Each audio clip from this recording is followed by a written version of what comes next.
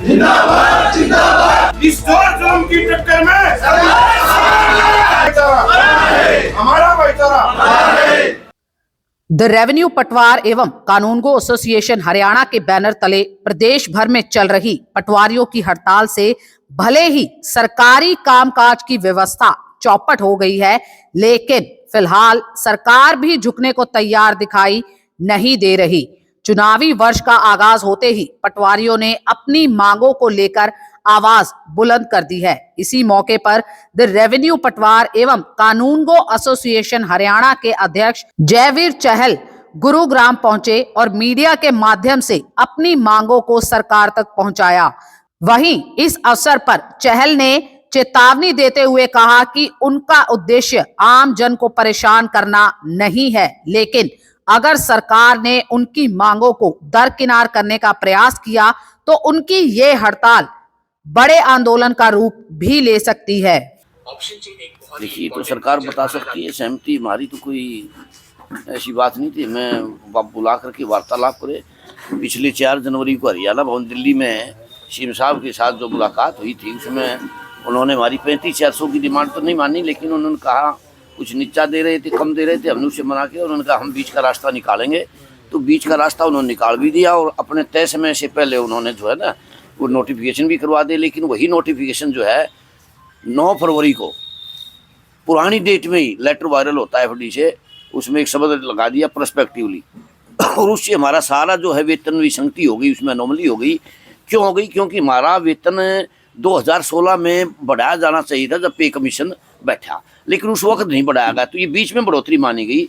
इससे बीच में बढ़ोतरी होने से किसी को तो इंक्रीमेंट का नुकसान हो रहा, किसी को एसीपी का ही नुकसान हो रहा पूरा, तो इससे संतुलन है हमारा जो बिगड़ गया। उसके लिए हमने 1 साल तक अपने अधिकारियों के चक्कर लगाए हैं। सब ने हमारे को आश्वासन दिया, सारे अधिकारियों ने, इवन डिप्टी साहब ने भी कहा करवाएंगे, लेकिन पता नहीं 1 साल बीतने के बाद भी हमें सिवाय आश्वासन के कुछ नहीं मिला, तो हम इसलिए मजबूर हुए हैं।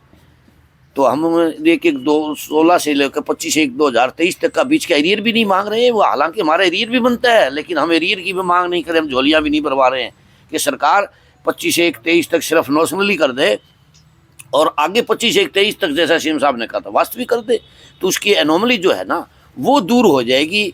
और हम कोई नया कुछ नहीं मांग रहे हैं। एक हमारे 3-3 साल हो जाते हैं विभागीय परीक्षा हुए, जो साथी पात्र हैं और वो सेवानिवृत्त हो जाते हैं बिना प्रमोशन के, तो 30 सारी उम्र बनी रहती है। जबकि अधिकारी कोई रिटायर होता है तो अगले दिन अपने समानांतर पैरेलल चेयर का प्रबंध करते हैं। तो हमारी विभागीय परीक्षाएं समय पर लेके समय पर नतायज घोषित किए जाएं। एक हमारे जो पटवारियों का जो सिस्टम है, गवर्नमेंट कह रही है HKRN से भर्ती करेंगे। HKRN का तो हम वैसे ही विरोध करते हैं, और रेवेन्यू के अंदर तो HKRN का ठेके का कर्मचारी बिल्कुल ही फिट नहीं बैठेगा, क्योंकि हमारा संजीदा रेवेन्यू रिकॉर्ड होता है जो हमने 1879 तक सहेज कर रखा है, और वो साथी कहीं भी कोई भी कोताही कर सकते हैं, उनकी कोई जिम्मेदारी नहीं होती ठेका कर्मी की।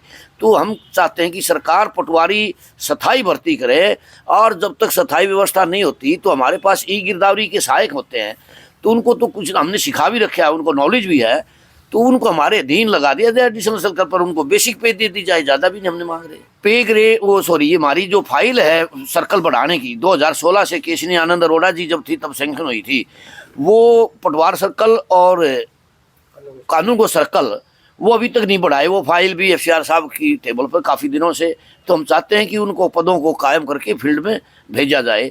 दूसरा, एक छोटी सी बात और हमारी है, जो किसी भी डिपार्टमेंट के साथ ऐसा अन्याय नहीं है, हमारा जो ट्रेनिंग पीरियड है उसको सर्विस पीरियड नहीं माना जाता, जबकि फॉरेस्ट में, पुलिस में, इवन IAS का भी सर्विस पीरियड में माना जाता है, हमारा नहीं माना जाता। तो हम सरकार से ये गुजारिश करते हैं कि हमारा जो ट्रेनिंग पीरियड है उसको सर्विस पीरियड में काउंट किया जाए।